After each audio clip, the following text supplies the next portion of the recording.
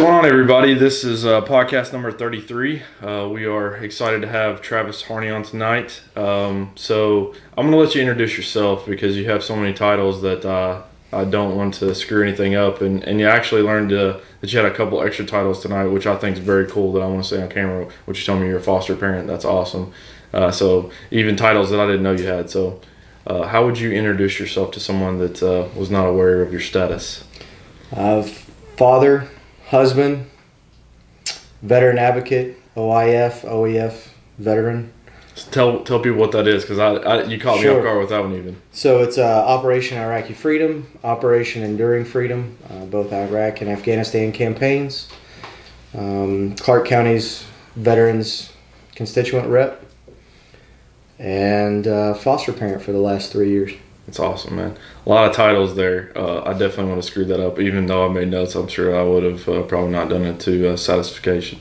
So, just out of curiosity, what drew you to the military? Was it always a plan growing up? Is that something that you always wanted to do? So many guys around here, we were always playing war and army and all stuff growing up. Was that the case for you, or did it change during 9/11? How did that process change for you? Sure. So I was a senior in high school when September 11th happened. Oh, you were a senior. Okay. So I was sitting in Shannon Cox's social studies class, actually watching the towers fall. And we actually, myself, Robbie Gray, and a couple of others, I still remember very distinctly, we went out and had dinner out at Jazzman's, actually. And we were all talking about what we were going to do and kind of how it impacted us. And I said, no, we need to join the military. And lo and behold, I was the only one out of that party that did. But that I kind of knew at that point that that's what I wanted to do, make a stand and do something bigger than myself. It's crazy that we're always going to remember where we were that day. I was actually in Miss Humble's room, so I'm pretty sure we were probably on the same wing, and we watched a little bit of it, and she actually turned it off, as people started to jump out the windows and stuff.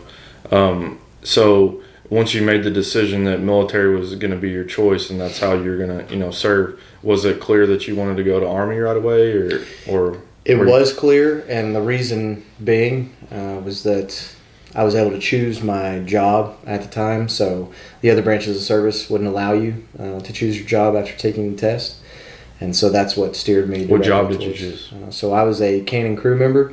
They told me I could shoot the biggest gun the Army had, and I could pick my duty station of choice, which wound up being Germany, Schweinfurt, Germany, and I got a $12,000 sign-on bonus with it. So I actually originally thought that I wanted to shoot planes out of the sky, so I wanted to be an Avenger crew member person, and they enticed me with money and saying that I could shoot a big gun. So you're very knowledgeable about the jobs. Did you know that already? Had it been researched prior to your senior year? Because always, a lot of the guys that I grew up with too, we all talked about joining the military. And honestly, up into my mid-20s, I was clueless about a lot of the positions and jobs in the military. It's just something that I've kind of done on the side to try to, whatever, look into movies, whatever it may be. Did you dive into it that deep as a senior? I did not. Okay. The only reason why I'm so well versed in it now is because you've been there, I was an active duty recruiter out of Fort Wayne, Indiana, as well as I currently serve in the reserves. I've got 17 total years in. Wow. So 8 active duty years, 9 reserve years. I've been in a reserve drill sergeant status. I've been also currently in a reserve career counselor status. So I'm a retention NCO, a non-commissioned officer that sits down with soldiers and tries to map out a plan for when they get out or try and keep them in. Gotcha. So it's part of your job to learn. It is part of my job. So, gotcha. But I did not know going into it exactly the different positions. I had narrowed it down just doing some research when I realized that I wanted to do it. And then you get in the hot seat and other things entice you. Gotcha. So that brings on another question for me. $12,000 is I assume that you're probably 18, 19, 20 years old whenever you got that money. What was that like? In Germany, the public transit system is very robust. And so I didn't need a car. a lot of that money stayed in the bank. Great. I didn't waste it. I also had a good time while I was living in Germany, so I can't say that. Legal drinking age is 18 in Europe. So yes, I did have fun within reason, but nothing was. I had a level head on my shoulders going into it. So Because I guess whenever we met, I don't remember meeting you in high school. I met you after whenever I went to college group at Calvary, and so you were probably already back at that point, probably maybe even from a deployment or anything. So you probably know I was an idiot at that age. So I can't imagine getting handed. you obviously didn't see me beforehand. I can't imagine getting handed $12,000 at that age. It would have been like a 2-day P Diddy video, and that would have been it for me. So I'm pretty impressed that you're able to put that much money in the bank or whatever. Even if you put $50 in the bank, you're probably doing better than me. So, so we talked about beforehand, and I read you told me your division. Tell me that again. 101st, does it say 2nd Division, 1st Division? So when I started out in Germany, I was with the 1st Infantry Division. Okay. I was part of an artillery battery, and they did not need us when we deployed to. So we'll back up. Our infantry companies were actually staged off the coast of Turkey when it was time to invade. And they didn't Turkey wouldn't allow us to come in from the north when we invaded Iraq. And so they had to get back on the plane and boats and come back to Germany. And we were instructed we were going to go second wave. And so we were geared up, ready to go, waiting for the call to go initial invasion. And then they called us back and told us to retrain and get ready to go. So that's what we did. We knew we were going. I actually would have preferred to have gone to initial invasion. They had a clear objective. When we went, it was, hey, we just laid waste to your entire country, but I'm here to help you. And so the old, I guess, saying of kissing babies and shaking hands was very, very much more difficult for the second year guys that were going in and on. Trying to build some type of trust or rebuild some type of trust at that point. So, because I was really interested in hearing the training for airborne, if you had any apprehension about jumping out of a plane or anything. So here's a fun fact for you. I have never jumped out of a plane. My second stint on active duty was with the 101st Airborne, which what you're referring to.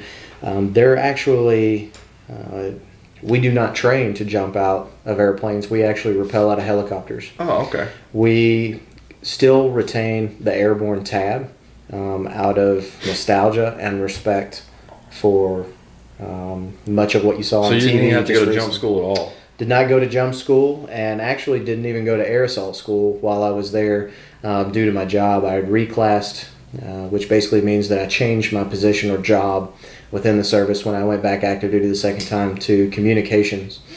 And so I found my niche as a radio operator, satellite communications guy, setting up video teleconferencing with our elite operators kind of across the borders. And I managed and was a platoon sergeant for other communications personnel that handled your hardware, software issues with computers, much like your help desk technicians. So it's a very vast and broad spectrum when you get into communications. But you're probably a sought-after guy if you knew all that stuff. Well, I leaned on a lot of soldiers to get me where I am. Yeah, because so did you actually get to rappel out of helicopters though, at least? So another fun fact, most of the time you do not rappel out of helicopters, even though that's what air assault is. A lot of air assault operations now are done, a lot of Rangers will fast rope in, and a lot of your special operators will fast rope in. But the 101st Airborne, what they will do is they will actually come in on Blackhawks and Chinooks and either hover enough for you to jump out or land and you exfil and a lot of that changed because of the helicopter attacks, correct? Like they, instead of like dropping on the X, they started, putting out further.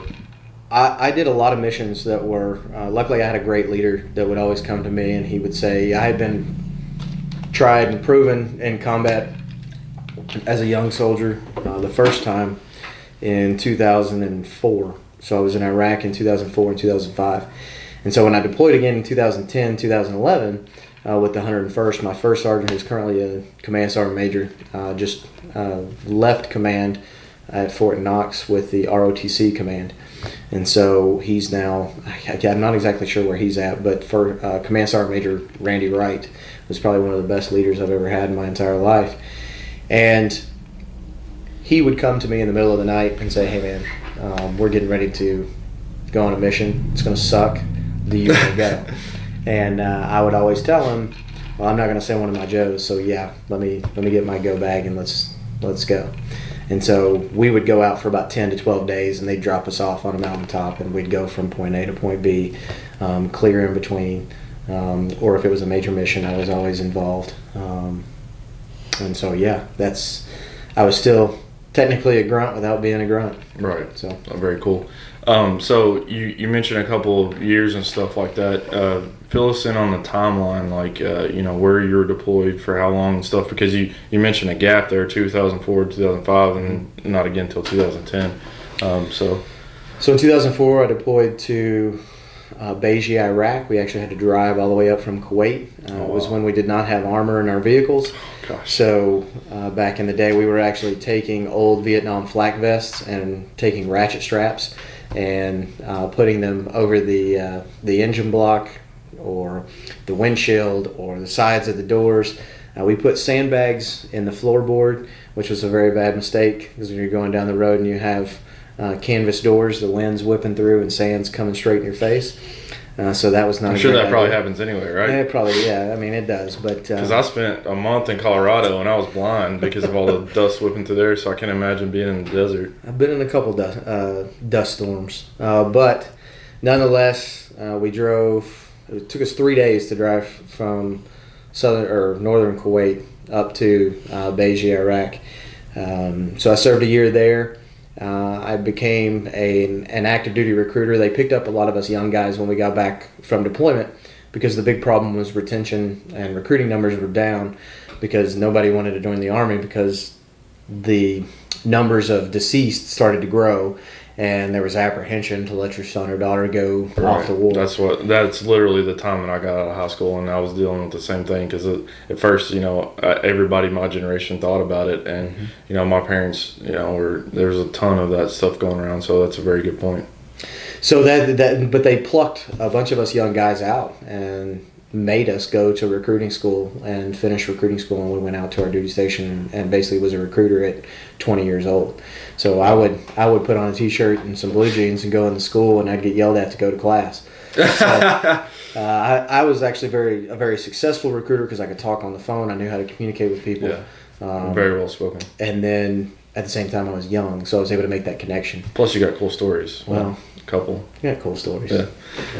So how long did you do the recruiting position? Was it like a required, you have to do it from this state to this state? It was actually supposed to be a 2-year stint, and I did it for 1.5 years. And it was because I was getting out of the service, so my end term of service or ETS date was set, and they didn't strong arm me to stay, so I got out. I got married. Knew I was getting married. I actually met Lauren, who is my wife, 12 years now, and 13 this August. That's a good husband right there. He's got and drop that. But which is actually really funny because she hated me in high school. I think she tells a story where she got a brand new phone, the great Nokia phone that you could play Snake on back in the day, the blue one. And I hit her in the butt trying to flirt apparently with a ping pong paddle and shattered it like the second day she got it. Awesome. So not only that, but I cheated off her in math, and that's how I passed algebra. And she probably still talks about the cell phone story, doesn't she? She does. Because that's a bitter and sore subject. But I was actually, when I'd come back off of mission in Iraq, I would get on AOL Instant Messenger, and she would be up. She was a freshman at UK at the time, and she would be up doing whatever, studying. She was in pre-med, and I would start messaging her, and so we talked. And then once I got back, I spent 30 days on R&R back here stateside. And when I did, we basically spent every day together, and the rest was history. So, but got married in August when I left the service in 2006, or left the Army in 2006, and was in the reserves and decided to go to a reserve drill sergeant unit. And got a reserve drill sergeant school date and decided to turn it down and immediately go to active duty and go back to active duty. I kind of felt like there was something missing. And I had been to Iraq, and I had a bunch of friends that were going over to Afghanistan, and I felt like I didn't have that theater of operation under my belt, and that was something that I wanted to do. Didn't know if I would ever get the opportunity to do it, but I knew I wasn't going if I wasn't on active duty. So re-enlisted, changed my job to have something more marketable in the outside world instead of being artillery. I think they do a job finder for your school. And mine was actually bus driver or police officer, and so I went, let's broaden this a little bit. So went into communications, served 4 years on active duty there. So that was from 2008 to 2012, and so 2012 I left active duty again and stayed in the reserves in communications, and then recently, actually this January, switched over and did career counselor. So that's where I'll stay until they retired old. Well, how long are you planning on staying in? And now then I'll backtrack and ask you another question. You're fine. I will stay probably until I can't do it anymore. Oh wow. The thing about it is the reserves. Unfortunately, if I retire with 20 years out of the reserves, I won't receive a pension until I'm 59. Technically, I can receive it at 57 due to my active duty time, but a regular reservist won't receive any of their benefits or pension until they're 59. And so, which is actually kind of funny when I bring that up to teachers who won't complain about their pension status being messed with, that I actually receive my pension after they receive theirs, and they receive a better pension than a veteran. And we won't even talk about healthcare, huh? Well, we can dive into that. But nonetheless, I'm currently receiving insurance through the reserves, which is unmatched to anyone, which is a different aspect than the VA. So I have the opportunity to go to anybody that I want to go to because I'm still in, and I have TRICARE, which is insurance. And that's a different aspect than a veteran who's trying to seek care at the VA. So those are two completely separate buckets of information. But I am able to utilize both. So awesome. But yeah, so I stay doing that. I can't receive any type of payment until I'm 57. I am currently considered a disabled veteran, so I receive compensation and disability through the VA. The funny thing is, and I won't dive into it too deep, but I am still allowed to serve in the reserves or on active duty. I am also considered a disabled veteran. So because of an injury? Because of injuries. So everything from sleep apnea to PTSD to lower back issues, knee problems, things of that nature. So I receive a healthy disability payment, but when it comes time to actually serving in the reserves, I'm not allowed to double dip. So I receive 2 federal paychecks, and because I receive money in the reserves, I have to pay that money back at the end of the year. So I'm able to serve, I'm able to receive a disability check, but I'm not able to receive a disability check and a reserve paycheck. So I currently serve in the reserves essentially for free. Yeah. But it gives me retirement points to continue my retirement status. It continues my insurance, and that's maybe somewhere down the road I can change that through Congressman Barr's team, which we can get into later. But that's something that I think is very interesting. A lot of people know that I can be disabled and receive a disability check, but I can't receive a reserve paycheck, but I can still serve in the reserves. Yeah, that's crazy. I'm glad that you dove into that. There's so many things that you're spitting out. It's almost hard to make. I'm trying to make notes as we go here because I want to ask you so many questions about it. But I do want to kind of go back just a little bit and talk about your time in Afghanistan. What was the timeline for that? So Afghanistan was in 2010, 2011 in the Kunar province. We were on the border of Pakistan. Yeah, I know. And so I'm sure you probably heard Matt talk about it a little bit. Kunar, Ganjgal Valley, some things like that. So that's where there's been documentaries, all kinds of stuff about it. Yeah, actually, I'm in two. We have one that's called The Hornet's Nest. I've seen it. Yeah. And the other one that was put out by our chaplain, Justin Roberts, which is called No Greater Love. Which, if you haven't seen that, have you seen that? I have not. I would encourage you to see that and promote that anywhere that you possibly can. And the reason why I say that is because it gives you the view of what soldiers are going through while they're deployed, especially in a very heavily now storied campaign that we were in. It was historic. We had more casualties than Vietnam. Our unit did in Vietnam. So you think of the 101st in Vietnam, you think, they were in the thick of things. We had 18 KIA, and we had killed in action, and we had over 300 wounded in action. Wow. So we had roughly around 1,000 soldiers in our battalion at the time. So you look at that and you say, okay, about 1 out of every 3 soldiers in the battalion were injured. Wow. So we do have some stuff on the record books at the Fort Bragg Infantry Museum because of that deployment. And so I'm proud of that. Absolutely. But No Greater Love, what it does is it shows the view from a chaplain. And the chaplain they're not authorized or allowed to carry weapons in combat. And so by doing that, his way of connecting with people and trying to tell a story was carry a camera. And so what he did is he documented everything, every mission he went out on. He was not a chaplain that would stay back on base in safe zone or anything else. He knew that if soldiers were wounded or dying, that's where he needed to be. And so he volunteered for every mission that he could to go outside the wire. He volunteered to go to different installations or different FOBs, forward operating bases, in order to provide his support or his faith-based support to those soldiers.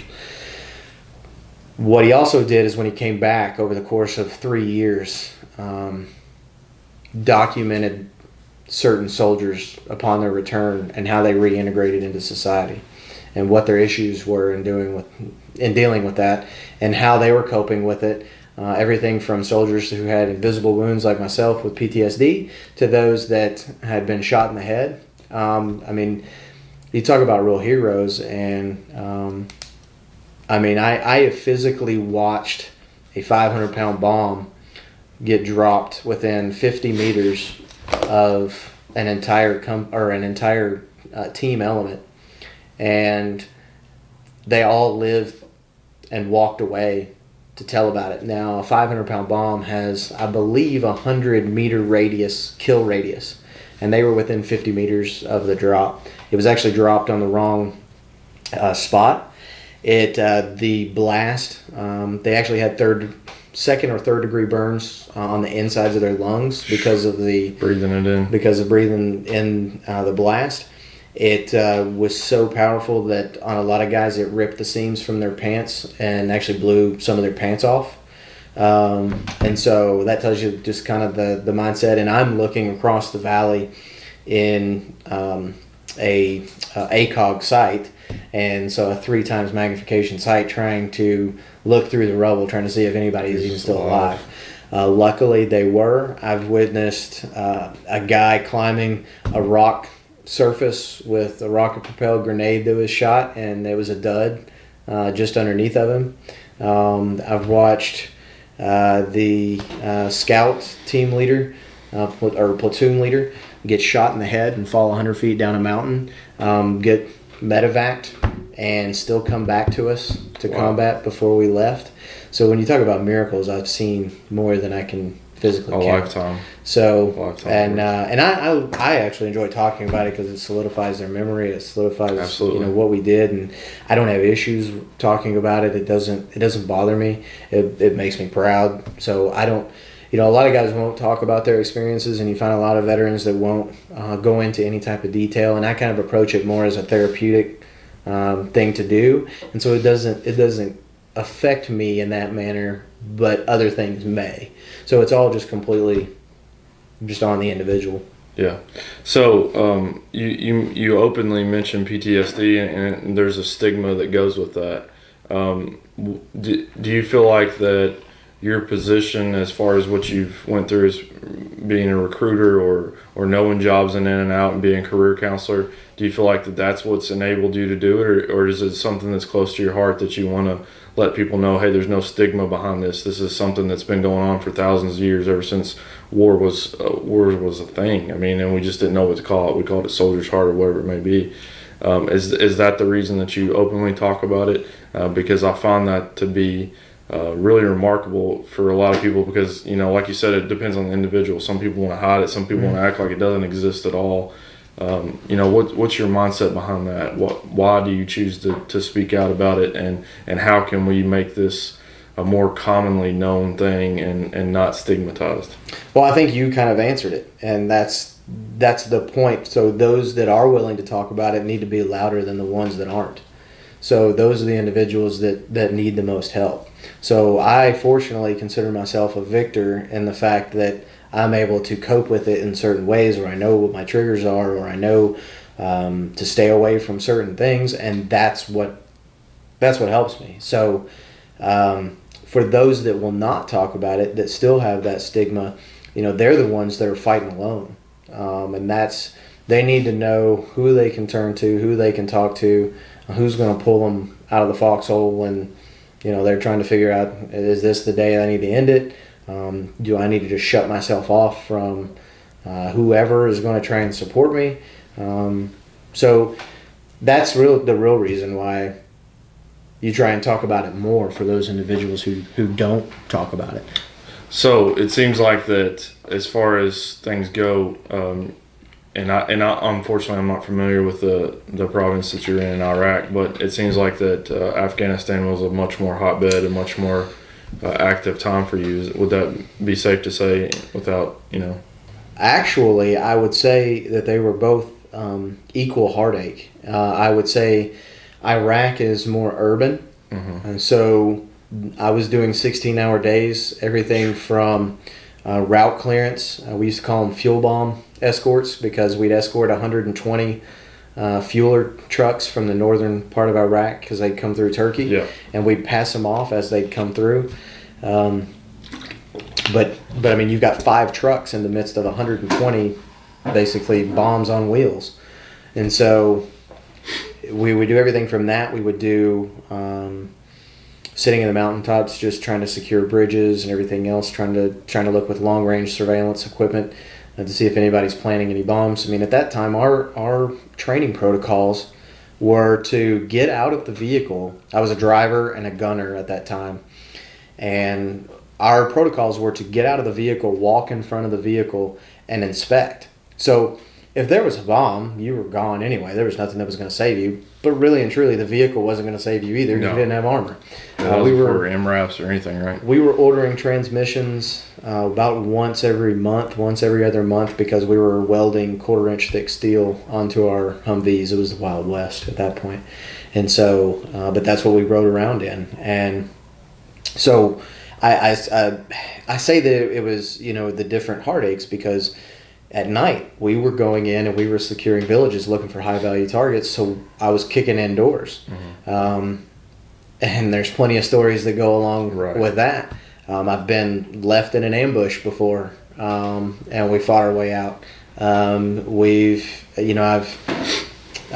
was able to partake in the first ever Iraq election, to be able to secure election sites, so that individuals who were ruled by a dictator for years and years and years in a holy war, they were finally able to put their thumbprint for their vote. So, I mean, that was difficult in that respect. For different reasons. Afghanistan was difficult because it was more of 10 to 12 day missions where we would be going out, and not only that, but you have to look at the enemy at the time. So in Iraq, it was a lot of Al-Qaeda they would attack and run, except for places like Fallujah and where we secure the town where they had no.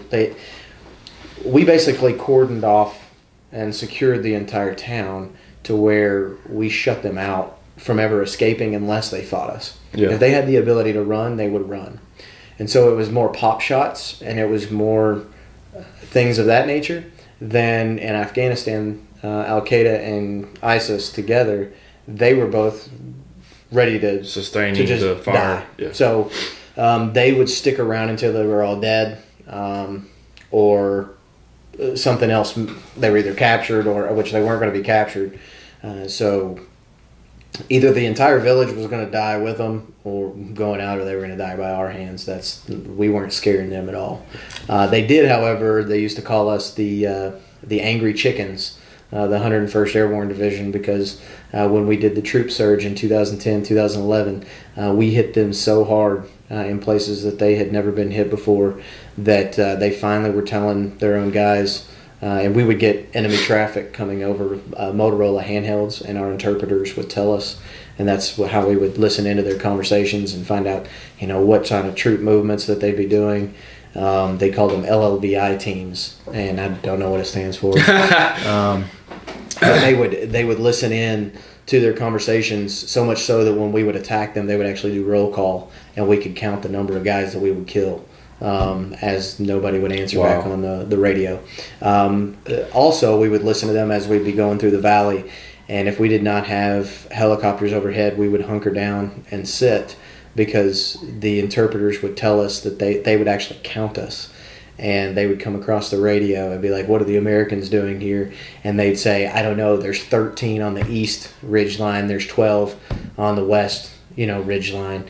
And sure as the world, they're looking straight at us, and you can't see anybody. You have no idea where they're That's what I was going to ask, because a lot of, I read The Outpost, which is one of the most heartbreaking books I've ever read. I've watched several of the documentaries, Restrepo's about that, Hornet's Nest.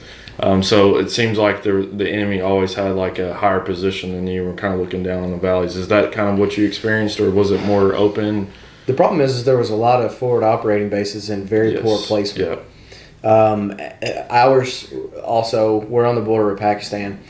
Instead of being on the top of a mountain, we're at the base of a mountain. Mm-hmm. So we would have them come across the mountain from Pakistan through rat trails, and they would take recoilless rifles, which are basically missiles, for lack of a better munition term. And they would just shoot straight down at us, and then when we would try and attack them back, they'd run back across the mountaintop and on into Pakistan. So there's kind of a demarcation line there on the border to where you would have, a 1 to 3 mile gray area so that you could play with. But for the most part, they were.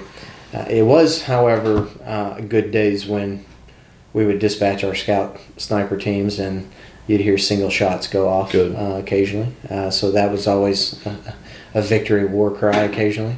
But there's, every day we'd get pop shots on the base. We used to call our main highway, and it wasn't a highway, but it was just the main walking point where everything was centrally located.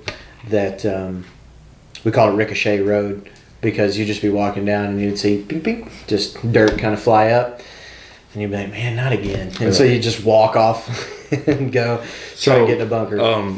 It sounds like you did your fair share of reconnaissance work as well too, huh? In different roles, yeah. Without ever, and that's the thing, is a lot of guys do a lot of different things and may not necessarily have the tabs. And I think that's one thing that I'm really passionate about too, is realizing that the individuals who stepped up, like those LLVI teams, they would go out with the infantry. They're not infantry. They don't have all the schools. They don't have all the tabs. Did they have to keep up with the infantry? They did. And most of those teams were made up of positions that they didn't need at the time. So like your mechanics or your cooks, some of those guys were retrained into those roles. Oh, wow. And so you've got a lot of guys that necessarily weren't trained in those specific roles, but they're doing the job. And those guys don't get a lot of recognition a lot of the times. Yeah, that's amazing. Yeah, I never knew that they transitioned people like that into those roles.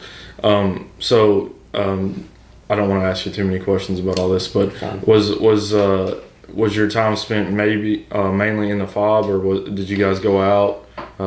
Because if you did go out, I want to hear about the terrain, because I always hear so much about it, how impossible it was, and I'd really like to hear a first-hand account on it. So Iraq was very desolate, and very much a desert. And you did a lot of going out and kicking indoors and stuff like that in that area, correct? Yes, and then Afghanistan was in my area was very mountainous. It was very lush vegetation. Oh, and so that's why. that's a specific valley, right? What's the name of it? Well, there was Ganjgal Valley. I'm trying to think of a couple more. There's the Pesh Valley. Because those are kind of unique to Afghanistan in that area, right? Because a lot of them are Yes. more desolate and mountainous Yes. deserts or whatever you want to call them. Yeah, and so we had a lot of. They used to attack us a lot in cornfields, and because the stalks were so high, poppy fields. A lot of the trails you couldn't get through on vehicles. They'd either be eroded away or washed away, and the vehicles were only getting bigger as the years go on, more heavily Yes. armored. Mm-hmm. And so once you got a vehicle stuck, you were there for a while. Very rocky in places, and I remember we were dropped at a location and had to clear the valley from point A to point B. And they were told it was going to take 3 days. It took us a day and a half. I think we went 12, 13 miles, something along those lines. And it was just up and down. And I remember trying to carry my pack at the time, and a local Afghan farmer, maybe 50, was so weathered that he probably looked like he was more 70 or Nobody 80. knows their age there, right? No. They don't know what And, time is or anything. He's got his little sheep herding stick, and that guy is pole vaulting himself down the mountain while half the platoon is just drudging through Yeah. trying to get up. And that was a blow to a lot of our hearts and ego at the time. Just knowing that we're sucking at life trying to get down this mountain, and he's just as happy as You're he probably can be. carrying, what, 60, 80 pounds Yeah, at I least? mean, he's not carrying anything, but I got to think that I probably should have had a little bit more in the tank than a 50, 60, 70-year-old guy. But nonetheless, You always hear how fast they move, but I mean, they it's their do. life. It's their life. And sandals. No. So, it is what it is. I mean, they've lived it, they've breathed it, they've fought since the beginning of time. They've been raised by the gun, and Iraq was different in the fact that it wasn't abnormal to drive past a sheep herder with an AK. You couldn't take it from him, so you just had to trust that he wasn't going to fire on you. And Afghanistan, well, not so much. If you saw somebody with a weapon and they weren't in uniform, there was an issue. So, yeah, and you think about these guys who go, when you get stuck with people like the 1st or 101st Airborne Division, they're a brigade combat team. And a lot of guys, they get stuck in a brigade combat team, and when they're able to get out and move, big army, and I'm talking headquarters, Department of Defense, big army, they see that you have that experience, so they take you from one brigade combat team to another brigade combat team. And so these guys get stuck in these cycles that are on multiple deployments. You know your next deployment before you've ever even returned off your first one. So it's a never-ending vicious cycle. I'd love to see it end. And unfortunately, there's too many The war on terror politicians is that probably can make never the- going to end, right? Well, it'll never end, and we'll never go back to the way things were. The only thing that we can hope for is to develop better strategies and intelligence gathering agencies to combat anything. Did you catch the tidbit from Trump the other day? I don't know. I think it was on Fox News, but they were doing an interview with him, and he was talking about Syria and how he felt like he had completely destroyed the caliphate, And whenever he talked about pulling the soldiers out, that all the politicians in Washington just raised their up in arms with him, and so he agreed to leave, X number of soldiers back behind. It just seems like that, like you said, it's never going to end. And even if you try to pull it out, a lot of the politicians that say they don't want war and stuff like that keep them in. So, is that the way that you feel being? I feel like there is a role for us, and if we're there, every soldier is going to carry out that task and do it to their best ability. They're allowed to have their own opinions. A lot of times, they're just not allowed to share them. Mm-hmm. I share mine, and that's what makes me more of a veteran advocate, which I'm proud of, because you've got to do something to drive change. And so what is that something that you're going to do? I really like Rand Paul's stance on a lot of his issues. Whether I agree with some of his issues or not, I like the fact that he's willing to throw down and fight for what he believes in, whether he's standing by himself or not. And I think more politicians need to be that voice. And I don't care if you're as far left or as far right as you possibly can be in your political views. Stand up for what you believe in. Don't talk about what everybody else is talking about just because it's a talking point. Right. Stand up for your beliefs.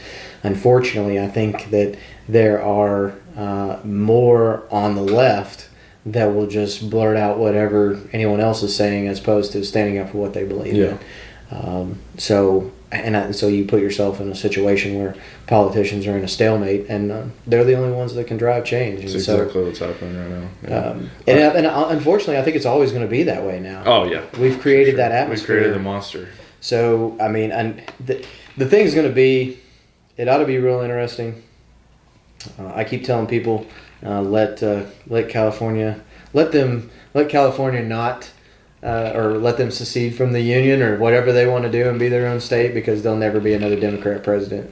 Yeah, that's true. So, I mean, if you take them away from the Electoral College, there will never be another Democrat president. For sure. So, that would be an interesting change of things. I have one last question for you, and then we're going to move on to a little bit more current life.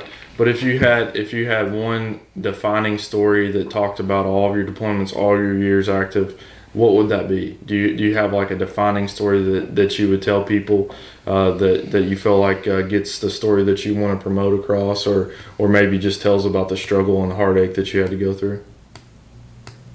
Wow, one story for 17 years worth of military service. Or maybe let's backtrack. Is there a synopsis of it? If you don't have, because I know people, a lot of guys have defining stories. Marcus Luttrell, lone survivor, whatever it may be, and that's not their only story, but that's kind of their defining story and what we know them by.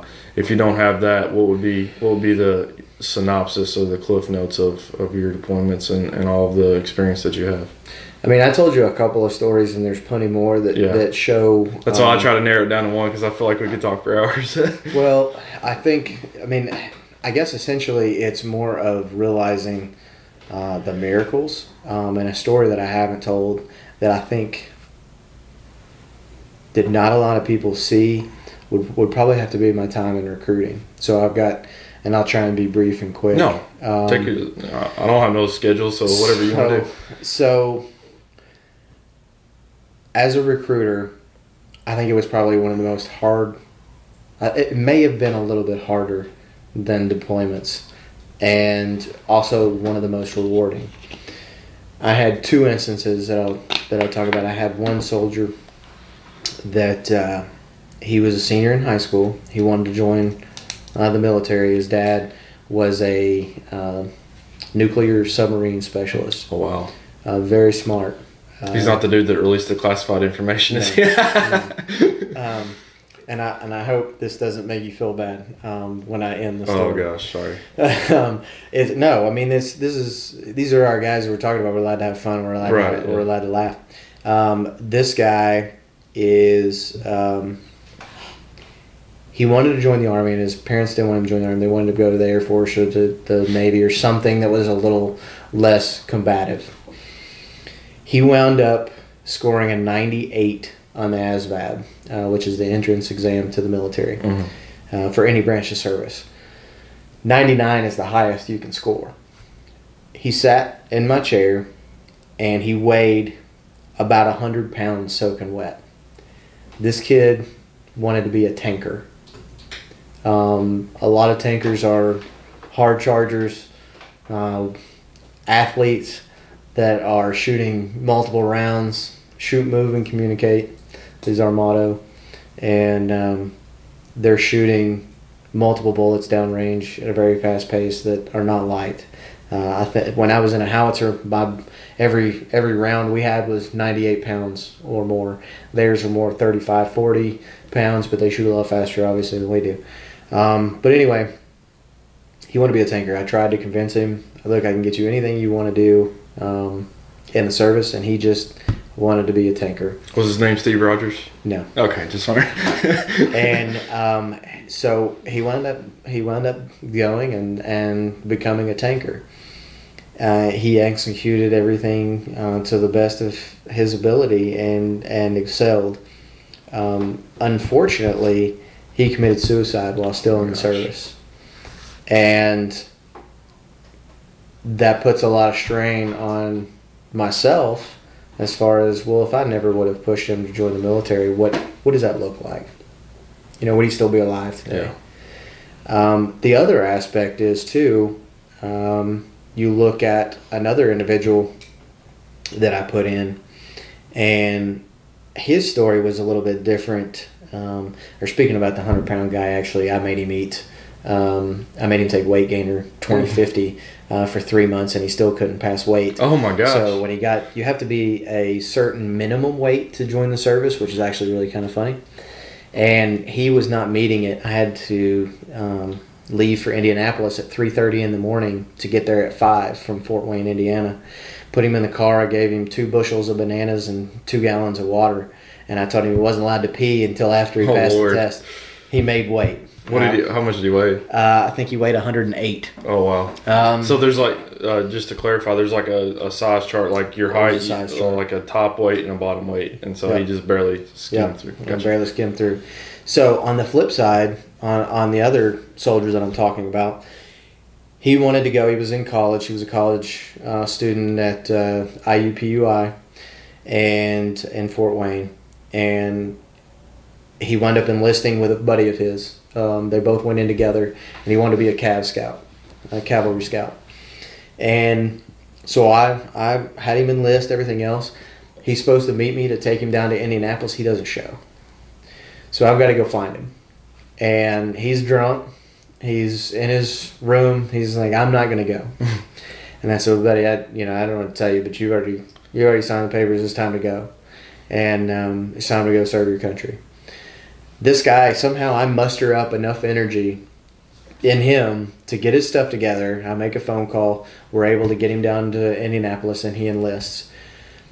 Not only does he enlist, he excels so much in basic training that he gets promoted in basic training because he gets the highest level cavalry scout award that you can get while in basic.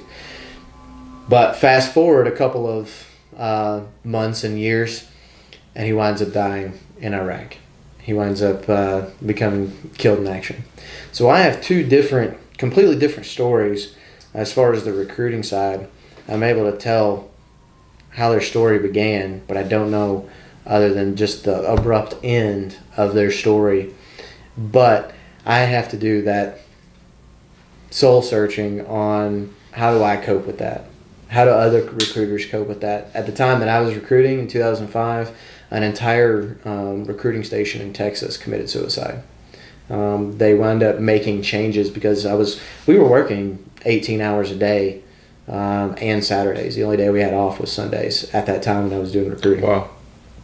And so a lot of people didn't realize the stress that was getting put on the recruiters to be able to get numbers in and keep going, to the point of it opened everybody's eyes when an entire recruiting station banded together and committed suicide together, and it brought more awareness to the stress of that. But you think about the guilt aspect of it as far as, it's not the situation. So I have 2 different situations. I've got a situation where I missed the largest an operation at the very end of our deployment because I was sent back from Afghanistan. I was sent back home to set up the rear detachment for the communications to prepare for all of our guys coming back home. Well, the day I left, they approved a mission we've been trying to do for 3 months and wound up losing 6 guys 2 weeks before we returned home. So you think Could my rifle have been an advantage to those guys? Could my presence have been an advantage to those guys?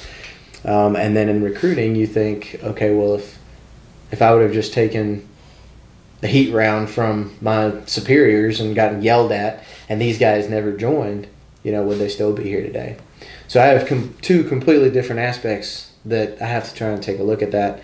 And a lot of people, they don't even look at that side, the recruiting side of the house. Yeah, I never knew a lot of the stuff that you told me about as far as the hours and everything like that. That's remarkable. Do you ever feel like you're taking, and I do the same type of stuff, with obviously lesser things, but do you ever feel like you're taking too much on your shoulders? Like, because the way I look at that story that you told me about coming back early and losing 6 guys at the same time, you could have been the 7th, and then you couldn't have been telling these stories and trying to move the ball forward, so to speak, with your veteran advocacy. So, at the same time, I think that, far be it for me to tell you how to think or what to do, but at the same time, you have to kind of look at the aspects of that. If you were that 7th person, you might not be here. You might not be able to tell the 2 gentlemen's story that you told. You might not be able to tell the story about the 6 that passed away. So, things happen for a reason, and the reason could be for you to continue to tell these stories and continue to bring light to situations and speak out, because like you said, you're not afraid to speak your mind, and I think that's so valuable. And it's actually something I want to talk about, because I think that veterans get put in a box. They get stereotyped.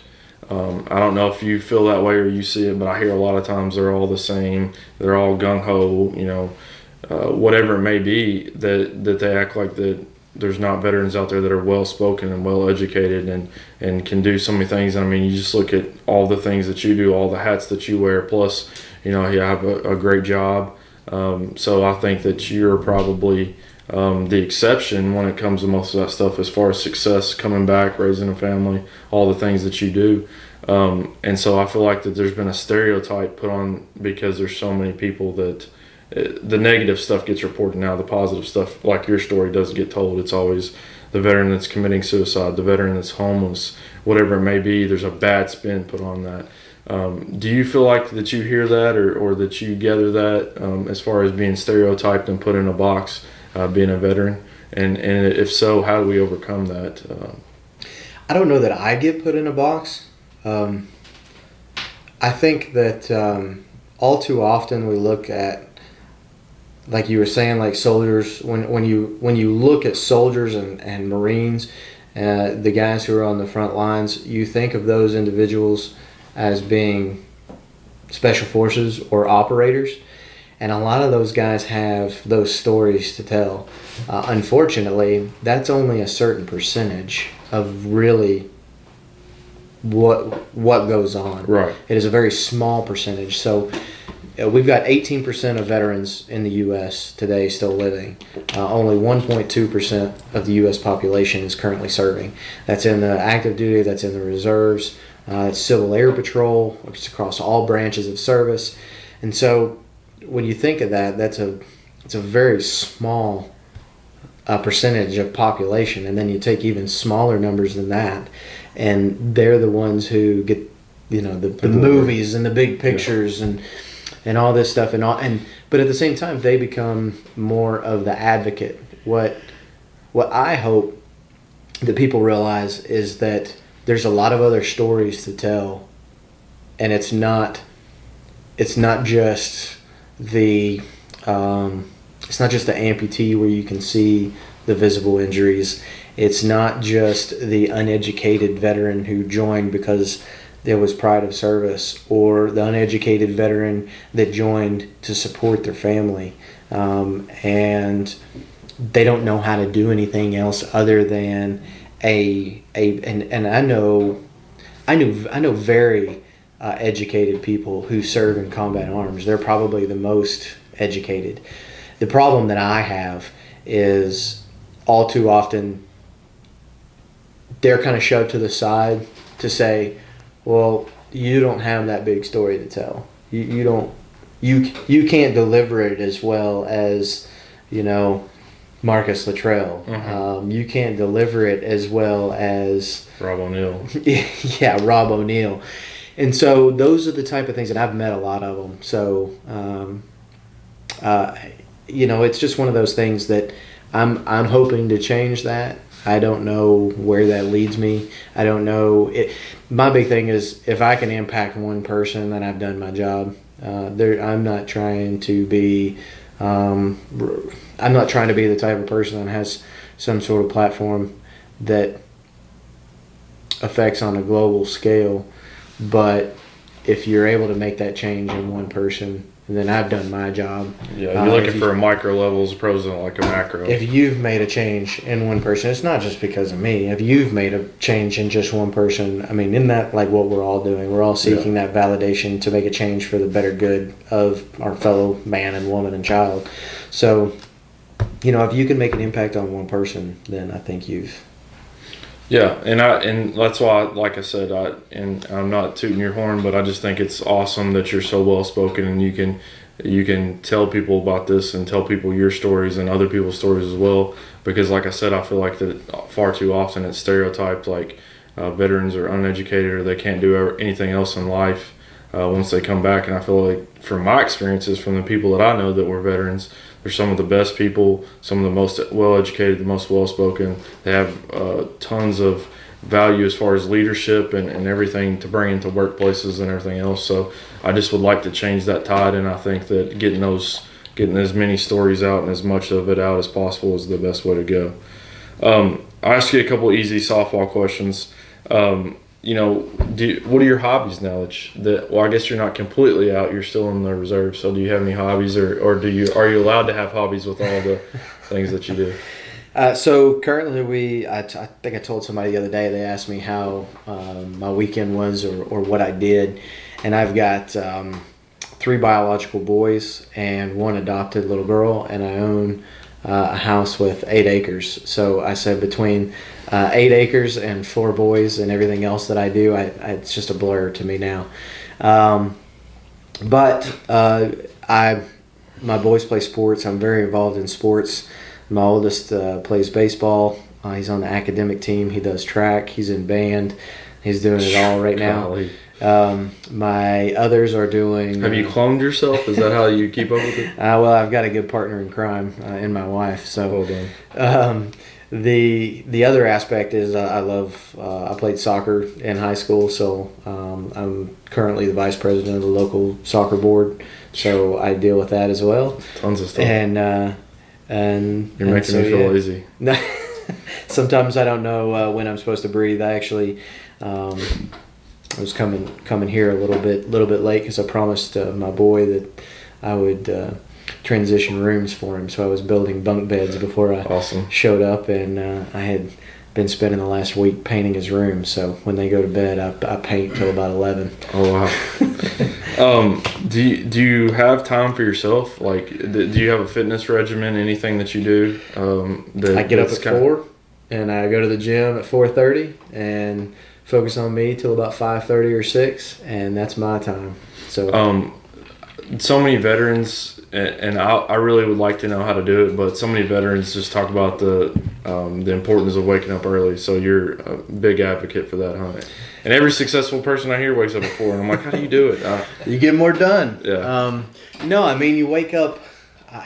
That's the only time I have.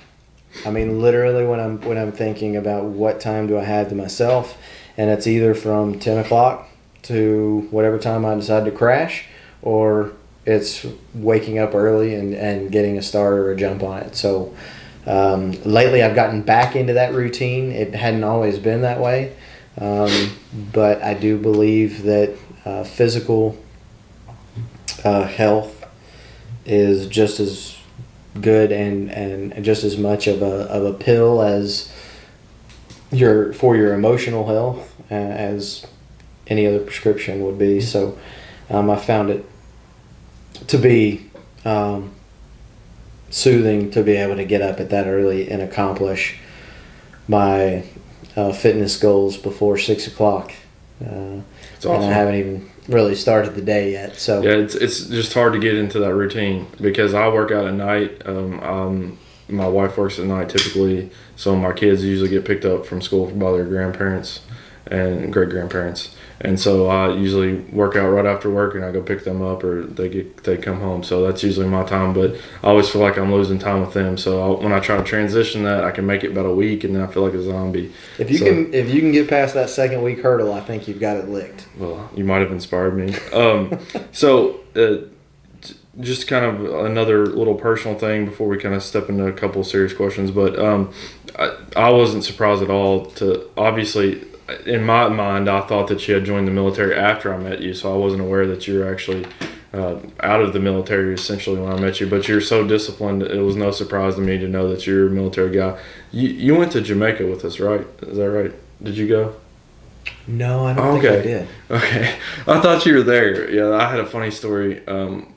We went there to help build a church, and it was on a lot that they had purchased to build this church.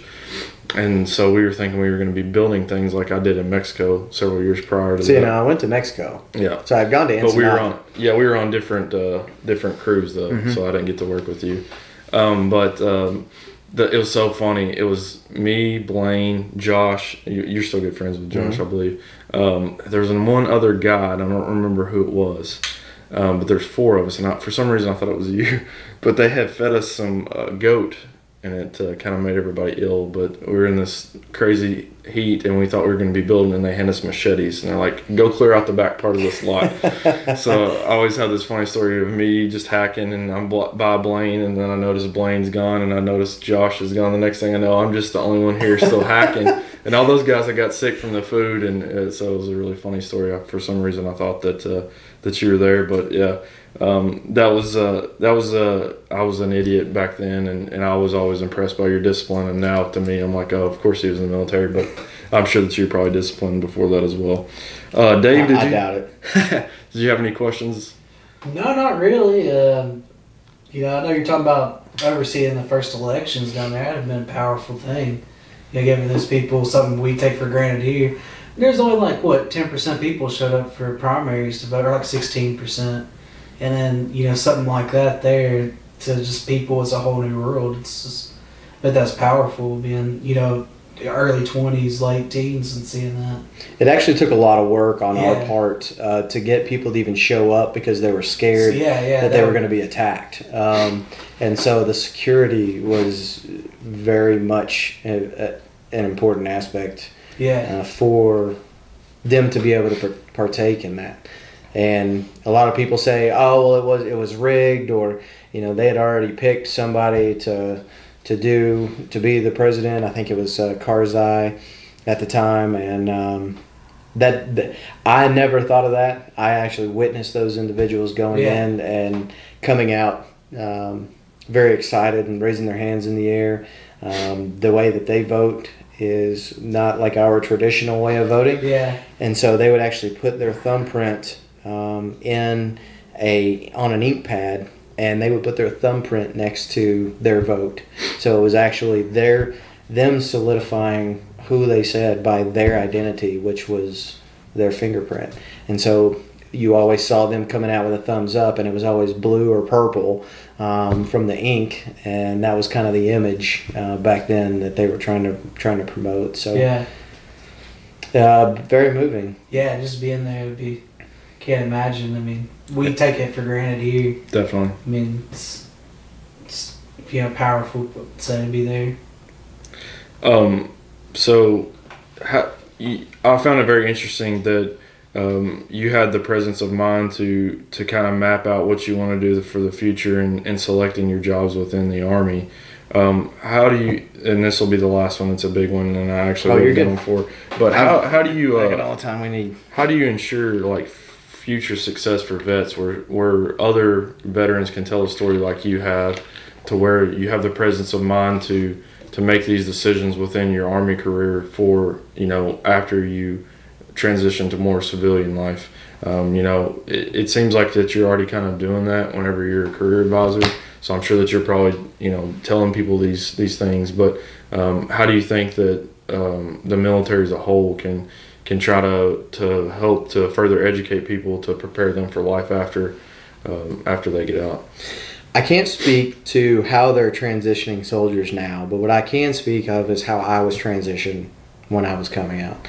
And I would say that they are excelling in some areas and they're lacking very much so in others. One of the things that I have tried to push with Congressman Barr's Veterans Advocacy Group is we need a better program as they transition from service to promote becoming things like counselors, things like working for the VA as a psychology professional, whether it's going through some training to certify them as a worker for the VA that is able to be there for therapeutic and emotional support.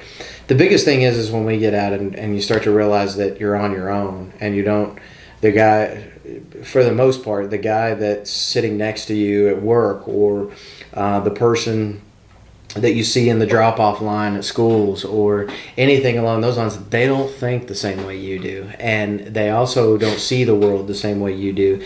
So you kind of have to put yourself in the way they're doing things just to kind of cope. And one of the ways that I think that they can do that in that transition is what makes it even harder for us is when we go to the VA or try and discuss things with certain people, we don't want to talk to people that are trying to help us if they haven't been in our shoes. It's very hard to open up and go, well, I've got all these problems, I need you to help me solve them. And they're going to go, I can see where that's an issue, and I see where that's a problem, and why don't you talk to me about it? Well, I can talk till I'm blue in the face, but a lot of veterans do not see the value in what they can provide as a medical professional at the VA. The unfortunate part for those guys is they just shut down and they don't speak. I think that if we could provide a transitional service to certify these guys in very low level positions as far as advocates for the VA and individuals that you can talk to, I think that would help. It would also employ some of the veterans that are getting out. Yeah. It puts them in a field that they're closely related to. You can almost groom them for it. Right. And so, but all too often we have residents, we have people that are, like we have at the University of Kentucky volunteering at our VA. And so they volunteer their time where they work for the VA, and they've not experienced life in any type of manner like a soldier has. Right. And so they can't relate to you, and so it's very hard to relate to them. It's almost like a trust issue, it sounds like. And so I would like to see more of that. The other thing is you do just have some idiot soldiers. Call a spade a spade. That's everything, though. So, in life. Yeah, there's just idiots in everything. I know when I was transitioning, one of the things that they did excel in is trying to develop your resume. So more and more employers are seeking veterans, which is great. A lot of times they do that for more, not necessarily political reasons, but for more of federal kickbacks than anything. But you're not going to find a better employee than a veteran in my eyes, and so I would always advocate for them.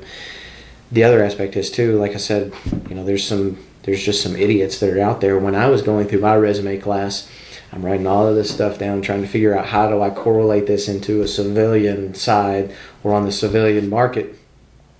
And then I also have an infantry soldier who's sitting right next to me, who's been in for 3.5 years, who's getting ready to leave in the next 60, 90, 120 days. And he literally looks at me and he says, well, I don't know what to put on this resume. And so I look over at him and I ask him, well, what exactly did you do while you were in the Army? And so he goes through and he tells me, and he says, well, I don't know how I can put on a resume that I'm good at killing people. And I said, all right, so there's only so much I can do for you if that's really your outlook and how we're going to approach things. And so you do have those individuals who are just unwilling to expand their horizon, and also you have individuals that just don't have the aptitude to be able to do that.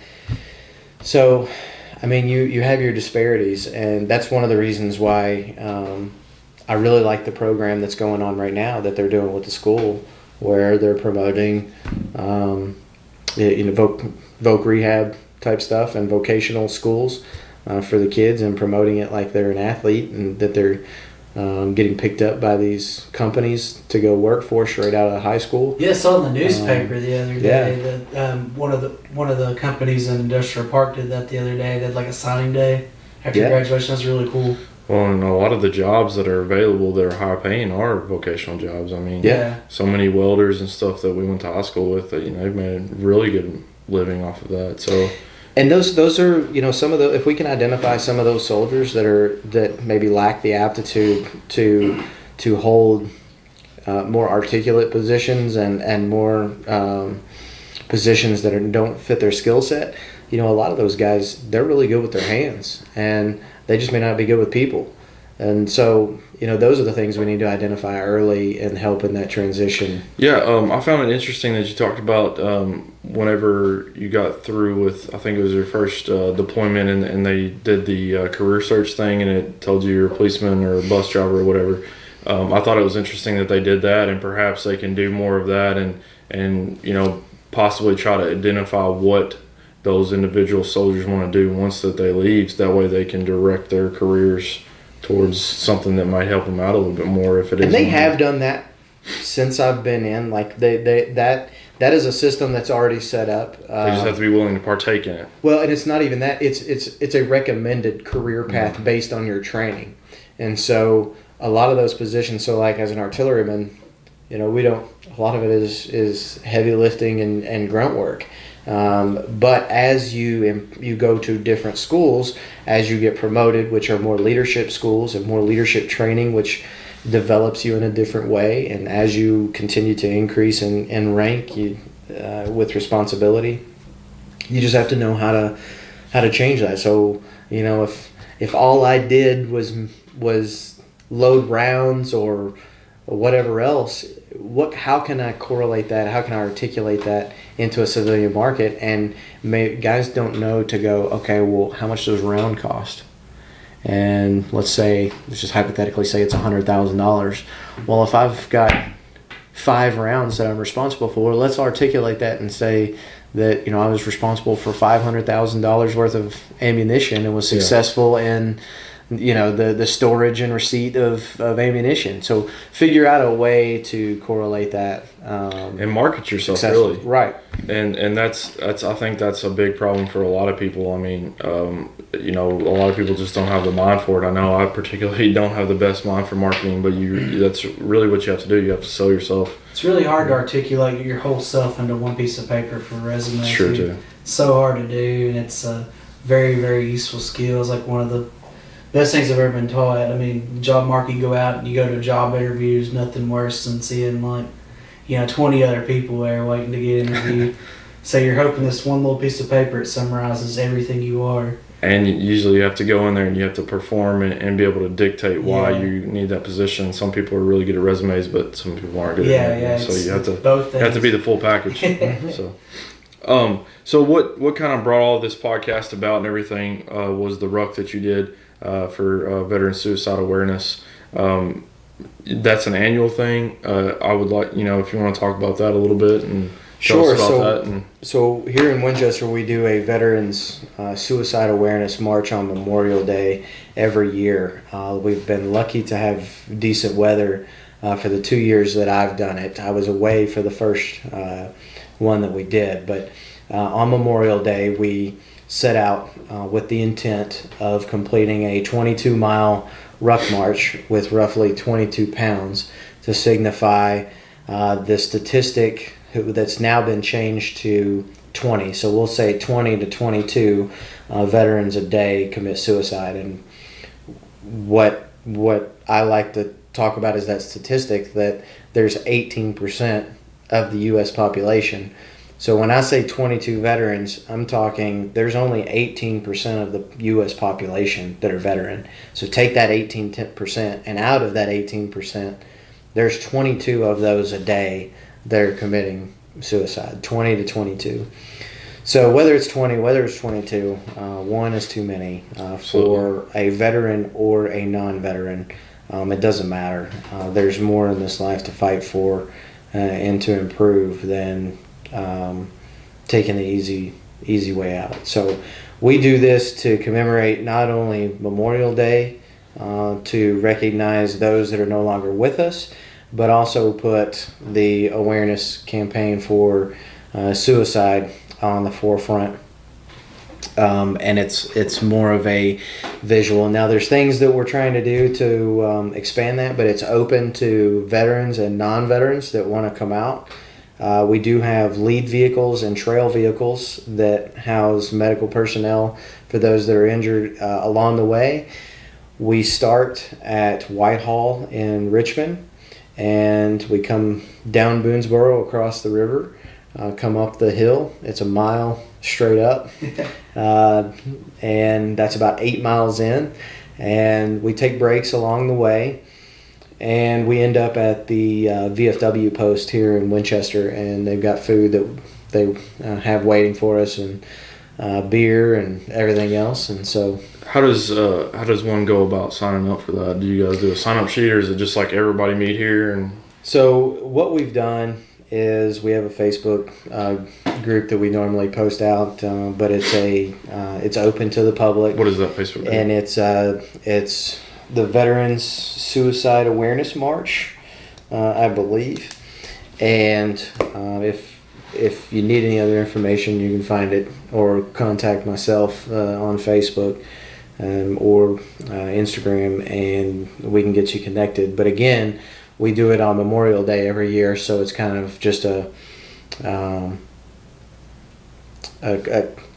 culmination of us trying to prepare and get ready for it, and then just execute on the day of Memorial Day. But it is open to anybody. This year we had a hard-charging Vietnam veteran with us, which was amazing. That guy marched without changing his socks, without changing his boots along the way, and he was in blue jeans. And the story that I heard was that when we made it to the VFW, he walked the entire way. He didn't stop. We made it to the VFW post, and he sat around, talked with us for a few minutes, went back home, mowed his yard, and then sat on the porch and drank a beer. So talk about America. you talk about real hard chargers and soldiers, and that's one of them. It's an awesome story. Has there been any talk of like maybe starting some type of fund to help with this that people can donate to, or is that something that you're kind of working on in the future? Yeah, so we have in the past. This year was more of an awareness campaign to see how many people we can draw eyes to it. So the fundraising wasn't really there. However, what any of our funds in the past have gone to is the local VFW post, which then in turn takes all of those funds straight to their veteran suicide campaign as a whole. So all of that money is not even used for our local post, but it's used specifically for veteran suicide and the awareness that the VFW as a veteran service organization brings to the table. So we don't collect anything, and nothing is for us. We have done GoFundMe in the past. I would like to look at other avenues because I don't like the fact that we're not a 501c3. It's just a bunch of guys that want to band together and make a difference. But without being a 501c3, GoFundMe charges you taxes. And so we're trying to look at other avenues to be able to have 100% of your proceeds go directly to making an impact instead of pocketing with somebody else who doesn't even need the money. Right. So we're looking at ways to do that. We'd also like to, one of the things that we want to do is bring more of a visual to it, and I won't give a whole lot of it away. Okay.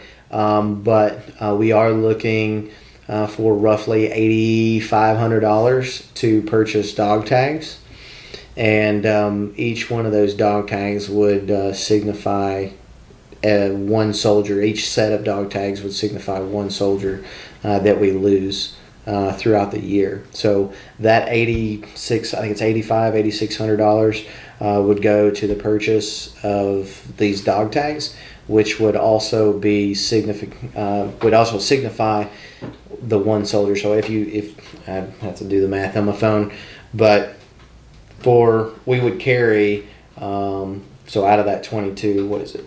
Let's see.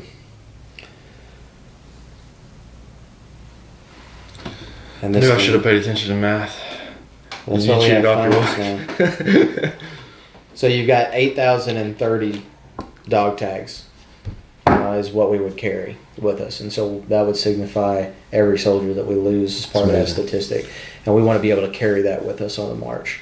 And so that's one of the efforts that we're going to try and do. So it would be kind of one of those stay tuned type things to find out the means and the necessary avenues in which to be able to give to that. Well, I will publicly commit to whatever you guys decide to do next year. I'll definitely take part of it. I was thinking about doing the Murph on Memorial Day, but I wasn't in shape enough to do it this year. So whatever you guys decide to do next year, I'll participate in. And anything, Awesome. anything that you once you guys come up with whatever that you're going to raise the funds, we'll definitely share that on the social media pages and stuff like that to make sure that we can try to help you guys get to whatever goals that you have. And I'm sure that with your mind, it's probably going to be a progression. Like you're going to always want to improve the processes and stuff like that and do different things and bring more attention and more light to it. So any other future endeavors that you have?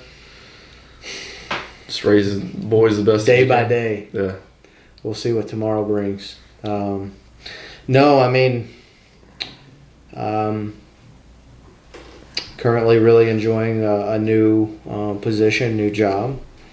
And so we'll see where that takes us. And we'll see where the Veterans Advocacy Group takes us. Do you want to talk about that a little bit? I don't know if we specifically talked about that part of it. We can. There's not a whole lot to talk about other than if you are a current veteran, you can get in contact with myself with any issues that you're currently having. If you're having issues with the VA, or you're having issues with hospice, or you're having issues, just dealing with another entity, we've got individuals like Matt Bradford, who you've had on, and Anthony Allen with Congressman Barr's team that are specifically there to handle veterans issues.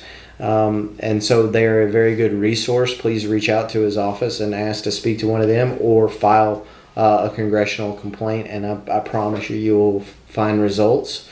It doesn't matter if you're a young veteran or if you're an older veteran, a World War II veteran. If you're having any issues regarding those aspects, please reach out to them. If you're having any emotional issues, you can call the Veterans Crisis Hotline. You can contact myself. You can contact any other veterans advocacy group that you think might be helpful for you. But again, I'm always open. Message me. And my Instagram is SSG, which stands for Staff Sergeant Trav Harn, so TRAVHARN. I was going to ask you our social media. You're already ahead of the game. So and you can look me up on Facebook at Travis Harney. So, but there's other groups that are out there that are making a huge impact, and I'm trying to get involved with, and we'll see where that goes. Awesome. One of which is being 22 Kill, which a lot of people are familiar with when they did their honor ring campaign, where they did the 22 push-ups and you got your honor ring. So I've been in talks with them on some ways to develop some different aspects, as well as there's another group, Benchmark Mortgage, right now is really leading the charge as far as when it comes to VA home loans and some other VA advocacy. And I will tell you that I've been a part of both USAA as well as some other banks, and I will tell you that Benchmark has provided a much needed breath of fresh air when I actually felt like I was getting some care. Great. So what they're trying to do is invest more money into the actual soldier, sailor, airman, or Marine, and they're trying to say that USAA and Navy Federal Credit Union, they may just be marketing towards those avenues, and that the individual branches just may not really care. But I would invite you to go check out Benchmark Mortgage, whether it's their Facebook page or their social media, and it will show you that literally 4 out of every 5 posts has something to do with how they've helped a veteran. Awesome. And so if you're looking for those type of avenues, and the reason why I say that is because a lot of us don't have the financial security or the financial knowledge to be set up for when you get out, or when you're just working a regular job, and you don't know how to plan for the future and for somebody who actually cares about you. Those are just two straight off the top of my head that I've been working with that I can vouch for them. Awesome. Yeah. And like I said, I've had a awesome time, and I hope that maybe you'll consider doing more in the future, coming back on here, and any future endeavors that you have, we'll be more than happy to have you back on. I personally really appreciate your time, appreciate your service, and anything that you're going to do for veterans, I'm definitely going to push. I try to do my own part here and there, whatever we can do, and just continue to bring up awareness and having awesome, well-spoken people like you with a great story, with a great vision on how they want to handle the future. So we really appreciate your time, and we'll definitely share all this fun stuff on all of our social media pages, and hopefully have you back on in the future. So I'd love to. You didn't even give me any hard politics questions. No, man, no. I did none of that stuff unless there's something you want to talk about. I try not to do that. Yeah, I try not to get too political. You're good. No, Are you going to run for president? No, I'm not running for president. I have been told that I need to do some sort of official office campaign. If you need some action, man. Maybe that's in the future. But you need some leg breakers. I think guys like Dan Crenshaw have kind of started to change the game. I'm not sure what your opinion on him, one way or the other, but just the clarity that he brings and the voice that he brings on social media alone. I think that shows the value once again of leadership and speaking clearly and everything else with a veteran. So absolutely, you've got my vote, sir. So I appreciate you having me on. Thanks for the opportunity. It's been a blast. So we appreciate everybody tuning in, and we'll see you on the next go around.